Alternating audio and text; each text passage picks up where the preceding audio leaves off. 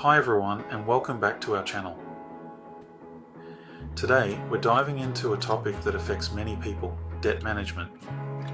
If you're feeling overwhelmed by credit card debt, student loans, or other types of debt, don't worry, we're here to help. We will explore multiple effective strategies for paying down debt, and we'll also cover how debt consolidation and refinancing can play a role in your financial recovery. Now I know what you're thinking. Debt management? That sounds about as fun as a root canal. Trust me, I get it. Dealing with debt can be stressful and overwhelming, but it doesn't have to control your life. The goal here is to equip you with the knowledge and tools you need to take charge of your finances and start building a brighter future. Credit card debt is often the most daunting due to high interest rates and revolving balances. Here are some strategies to tackle it effectively. First up, we need to understand the enemy. Credit card interest rates can be brutal, sometimes reaching upwards of 20% or even higher. That means if you're only making minimum payments, you're essentially throwing money down the drain. We want to stop that leaky faucet ASAP. The first step is to stop digging the hole deeper. Put those credit cards on ice, or at least cut back on unnecessary spending. I know, easier said than done. But trust me, every little bit counts. Next, we'll create a budget. I know budgeting isn't the most glamorous word, but it's essential for getting your finances in order. By tracking your income and expenses, you can identify areas where you can cut back and free up more cash flow to throw at those credit card balances. Now, let's talk about the debt snowball method. This involves listing your debts from smallest to largest, regardless of interest rates. The idea is to gain momentum by knocking out the smaller debts first, which can give you a psychological boost and motivate you to keep going. Another popular method is the debt avalanche. This approach focuses on tackling the debt with the highest interest rate first, which can save you money on interest payments over the long run. It's a bit more of a marathon than a sprint, but it can be incredibly effective. Negotiation is your friend. Did you know that you can actually negotiate lower interest rates with your credit card companies? It might seem intimidating, but you'd be surprised how often they're willing to work with you, especially if you've been a loyal customer. Consider a balance transfer to a card with a lower introductory rate. This can give you some breathing room and help you pay down your debt faster. But be sure to read the fine print and watch out for balance transfer fees. Remember, consistency is key. Stick to your budget, make those payments on time, and celebrate those small victories along the way. You've got this! Student loans can be tricky because they often come with varying interest rates and repayment terms. Here are some ways to manage them. First things first, let's get organized. Gather all of your student loan information, including loan services, interest rates, and monthly payments. It might seem daunting at first, but having everything in one place will make your life so much easier. Now let's explore your repayment options. If you're struggling to make those monthly payments, you might qualify for an income-driven repayment plan. These plans adjust your monthly payments based on your income and family size. Refinancing your student loans can potentially lower your interest rate or reduce your monthly payments.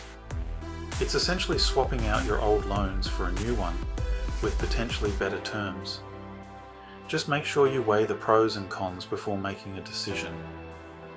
If you work in certain public service fields, you might be eligible for student loan forgiveness programs.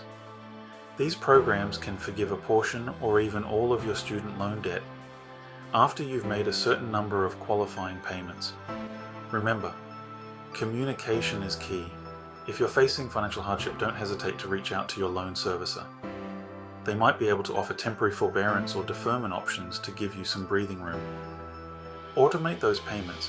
Set up automatic payments for your student loans to avoid late fees and potential damage to your credit score. It's one less thing to worry about.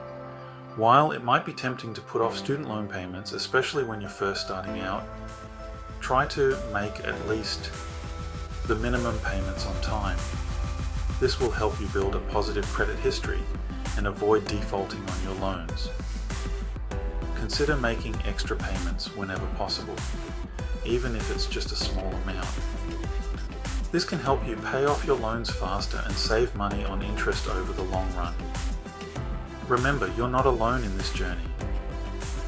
Millions of people are navigating student loan debt, and there are resources available to help you along the way. Take control of your student loan debt and start paving the way to a brighter financial future. You've got this. Chapter 3. Tackling other debts. Strategies for success. For other types of debt, such as personal loans or medical bills, these strategies can be helpful. First and foremost, let's get organized. Create a list of all your debts, including the lender, interest rates, minimum payments, and total amount owed.